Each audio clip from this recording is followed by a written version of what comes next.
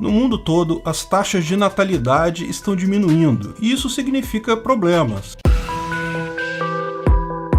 Esse é o Visão Libertária, sua fonte de informações descentralizadas e distribuídas. Já falamos em alguns vídeos aqui do grande colapso demográfico chinês, resultante da sua política do filho único. Por muitos anos, entre 1980 e 2015, foi proibido para casais ter mais de um filho na China. Isso levou a vários desequilíbrios, particularmente uma pirâmide populacional invertida. Como a expectativa de vida tem crescido constantemente com a melhoria da medicina, das condições de saúde e sanitárias, as pessoas vivem agora até uma idade bastante avançada. Porém, cada vez mais existem mais idosos que não produzem nada e menos jovens que produzem de fato, que trabalham de fato. Pior é que o governo chinês, ao tentar voltar atrás dessa política, percebeu um problema. Mesmo sendo agora autorizado ter até 3 filhos, a taxa de fecundidade está extremamente baixa. As pessoas não querem mais ter muitos filhos. A maior parte se contenta mesmo com só um ou até nenhum.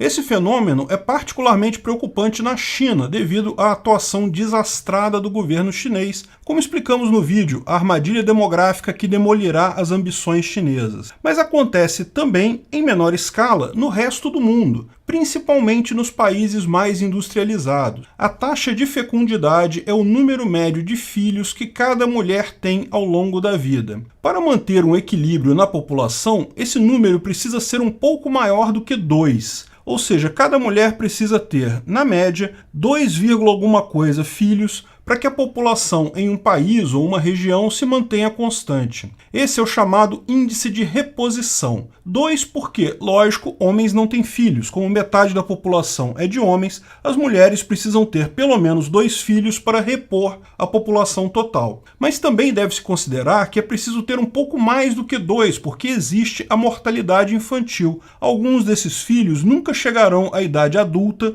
com capacidade de se reproduzir. Portanto, apenas 2 filhos por mulher é pouco para manter a população. As estimativas do valor real da taxa de fecundidade de reposição variam, mas geralmente se entende que o valor é 2,11 filhos por mulher. Agora, olhe à sua volta e me diga, quantas mulheres você conhece que têm 2 filhos ou mais? Pois é, percebeu o problema? Até existem algumas, mas não são muitas. Ao contrário, cada vez vemos mais mulheres que optam por ter um filho só ou até nenhum filho. Com tanta gente abaixo da média de fecundidade, é evidente que será difícil manter a população. Esse efeito nós ainda não sentimos muito aqui no Brasil porque só caímos abaixo da taxa de fecundidade de reposição nos anos 2000. Até os anos 1960, a média de filhos por mulher aqui no Brasil era de 6 filhos por mulher. Dá para imaginar isso? Esse número foi caindo a partir da década de 1970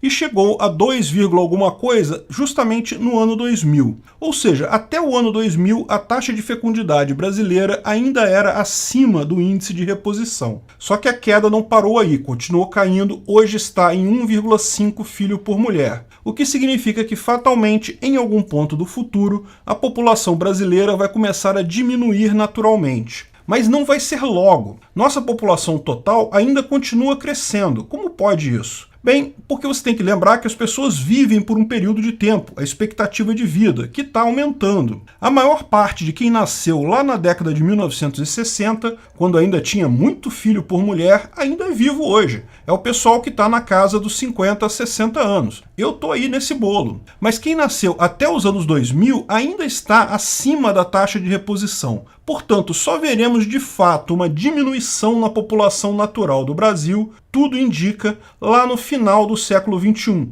quando chegar ao fim a expectativa de vida do pessoal que nasceu antes dos anos 2000. Não haverá então reposição suficiente dessas pessoas. Esse problema nem parece ser um problema, né? Uma diminuição da população pode ser algo benéfico para aqueles que ficam. Muita gente critica o ser humano como estando consumindo recursos do planeta, como sendo algo ruim para a natureza, para os animais. Então, menos seres humanos é algo positivo no final das contas, não é mesmo? Os recursos do mundo serão os mesmos e agora, como tem menos gente querendo desfrutar deles, pode até sobrar mais recurso para essas pessoas. Será que essas pessoas no futuro vão ser mais ricas justamente porque tem menos gente no mundo? Isso parece uma solução, não um problema. Mas é nesse momento que você percebe o erro da visão malthusiana da coisa. Encarar o mundo como um jogo de soma zero, em que existem finitos recursos naturais a serem divididos por todos os seres humanos, já se provou errado várias vezes na história. Veja o vídeo Tem Gente Demais do Mundo lá no canal Ancapsu Classic para mais detalhes. O fato é que menos gente no mundo significa menos recurso, menos riqueza para todos, porque são as pessoas com o seu trabalho que produzem riqueza.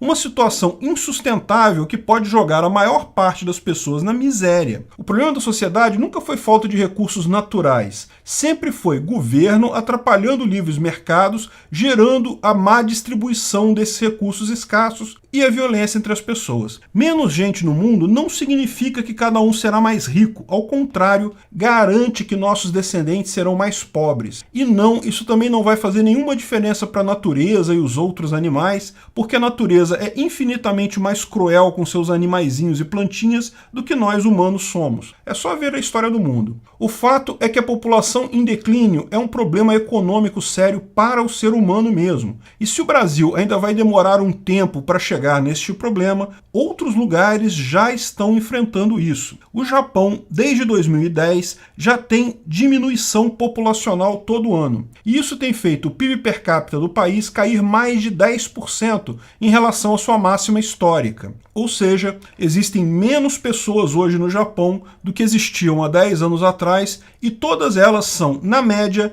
10% mais pobres do que eram então. Se essa tendência continuar, isso pode ser catastrófico. Vários países europeus, Estados Unidos e Canadá também já teriam chegado neste mesmo ponto se não recorressem a um truque, a imigração. Sim, muita gente acha que os países europeus aceitam imigrantes de braços abertos por questões de lacração, de esquerdismo, mas na verdade se trata de necessidade econômica. Os nativos franceses, suecos, ingleses e etc. simplesmente não se reproduzem o suficiente, e isso é um caos econômico. Embora muita gente veja como um problema os imigrantes que chegam lá já dependendo do auxílio do governo, eles se esquecem que isso ainda é mais barato para a sociedade do que o mero decréscimo populacional. No final das contas, embora façam beicinho e reclamem, Estados Unidos e Europa só conseguem manter suas economias vigorosas devido à imigração. É bom nós brasileiros irmos nos acostumando com o conceito, porque, como eu disse, vamos precisar disso mais para o final do século. Pode ser que a imigração boliviana e colombiana aqui no Brasil passe a ser uma excelente notícia para nós. Mas por que ainda tem tantos imigrantes? Ou seja, por que os países da África, do Oriente Médio, ainda tem tanta gente? Bem, quanto mais pobre a região, maior a taxa de fecundidade. Mesmo aqui no Brasil, as maiores taxas de fecundidade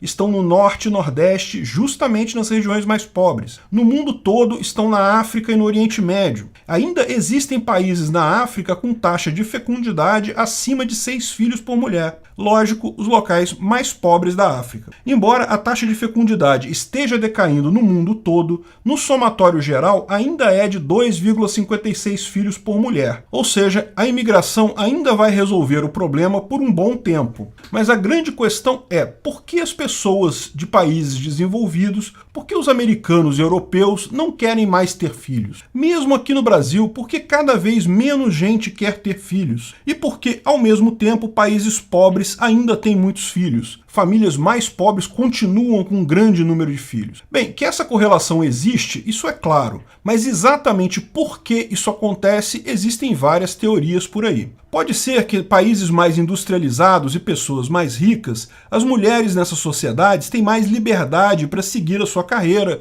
trabalhar em profissões, enfim, fazer o que quer fazer da vida, enquanto países pobres, o casamento e filhos ainda é a única opção para a maior parte das mulheres. Países mais ricos têm acesso a contraceptivos, a pílula, e até, em muitos deles, ao aborto, o que diminui a fecundidade. Mas os fatores vão além disso. Existe um interesse interesse muito grande dos pais em proporcionar um futuro bom para seus filhos. E isso é cada vez mais caro, principalmente nas regiões mais industrializadas. Escolas, roupas, plano de saúde, no final sai bem caro ter um filho. Mas isso é muito mais caro em cidades grandes, ricas, industrializadas. Infelizmente, a verdade é que filho de pobre é mais barato. A mera pressão econômica faz com que pais decidam ter menos filhos, ao passo que tal pressão econômica não é tão grande assim sobre as famílias mais pobres. O fato é que não seremos nós, mas alguns de nossos descendentes, se você deixar algum, que pode acabar tendo uma vida mais pobre e miserável do que você, justamente porque terá menos gente no mundo em algum momento do próximo século. E isso não deixa de ser um mecanismo de equilíbrio. Com todos mais pobres, não seria surpreendente que voltasse a aumentar a fecundidade, atingindo um equilíbrio aí. Veja que curioso, ao contrário das previsões catastróficas e totalmente infundadas do Malthus, vemos que a população humana está tendendo ao equilíbrio. O grande problema é quando governos tentam usar a violência para resolver problemas que seriam resolvidos de forma espontânea pelo próprio equilíbrio natural. Daí você percebe claramente a grande besteira que foi a política do filho único da China e outras políticas de controle de natalidade similares. Aqui no Brasil houve grandes campanhas de esterilização na época dos militares, com esse mesmo exato objetivo e com os mesmos resultados nefastos. Ao final, a tentativa de governos de resolver o problema com planejamento central, inevitavelmente, acaba gerando problemas maiores do que os originais. O fato é que o mercado livre e a sociedade humana de forma geral tende naturalmente ao equilíbrio. Quanto menos interferência, mais rápido se chega ao equilíbrio. Violência governamental só serve para esquerdistas tapados que não percebem a beleza da tendência ao equilíbrio das relações livres. Obrigado pela audiência. Esse vídeo foi um oferecimento de armataweb.com, cloud e serviços de data center, 100% de compromisso com a satisfação e privacidade dos clientes. Aceitamos Bitcoin, veja o link na descrição do vídeo. Se você gostou desse vídeo, clique no like e compartilhe ele em suas redes sociais. Se inscreva no canal para nos ajudar, clicando no botão vermelho abaixo. Se quiser ser avisado de novos vídeos, clique no sininho ao lado. Se você quiser comprar camisas e outros itens do Visão Libertária, veja nossos itens no site Pimenta no Café, pimentanocafé.com.br/Visão Libertária, tudo junto sem acento, ou clique no link da descrição. Até a próxima!